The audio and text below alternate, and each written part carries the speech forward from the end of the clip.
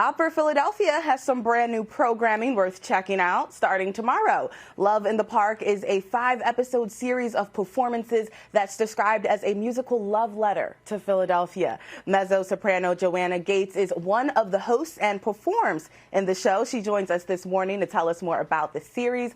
Joanna, why don't you start with some of the highlights? Because this sounds really, really incredible. Yes, this is an incredible performance that we recorded back on September 30th.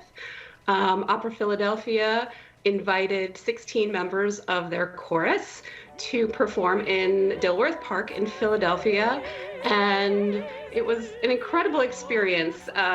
Each singer gave a list to our chorus master, Liz Braden, of songs that we would be willing to perform, and she put together this incredible program of repertoire featuring sort of old classic musical theater, really grand opera performances, as well as some newer musical theater and songs that could just entertain the people of Philadelphia while they sat outside in the park.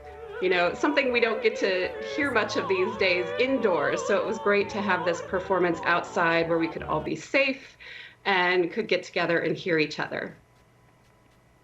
Yeah, absolutely. And I love that you brought up safety, because Opera Philadelphia, like so many other arts organizations, had to pivot this year because of the pandemic. And you guys recently launched Opera Philadelphia Channel to help keep music fans at home entertained. So why don't you explain a little bit more how that works? Yeah, so, Opera Philadelphia has always been one to sort of be innovative. And so this year they had to pivot, like you said, and created this Opera Philadelphia channel. And it's something that our audience can subscribe to. We can go to operaphila.tv and you hit a subscribe button. It's then available to watch online, on your computer. You can set it up so you can watch on your TV, any number of devices, so that you can still get access to our new performances, as well as some old performances that we're re-airing, that you can still have that connection to the opera, even though we can't be sitting in the hall watching it live.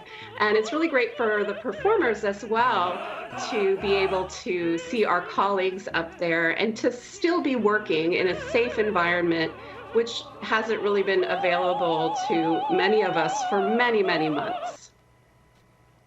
Yeah, and you brought up the word connection, and that's what I think about when I think of local. You're from Wilmington, and it's been so tough for you and other performers this year. So talk about why it's so important for Philly and the surrounding area to continue to support local talent such as yourself. It's incredibly important. We always talk at Opera Philly about how we are a family, and if someone is sick, we help them out. Just this spring, the opera chorus took up some money to help members that were struggling. Many of us are teachers or, have other careers outside of singing, but there are quite a few members of our chorus and of our family that need our help. So having Opera Philadelphia be able to provide us with some work during this season has been really incredible. It's incredible what you, the other performers, and the local art scene is doing to, like you said, keep people entertained and safe this year. Love in the Park premieres tomorrow and will be available on demand through May of next year on the Opera Philadelphia channel that we talked about. You can get more details in the Philly Live section of NBC10.com or the NBC10 app. And Joanna Gates, thank you so much for joining us on Philly Live this morning. Thank you so much. It was a pleasure.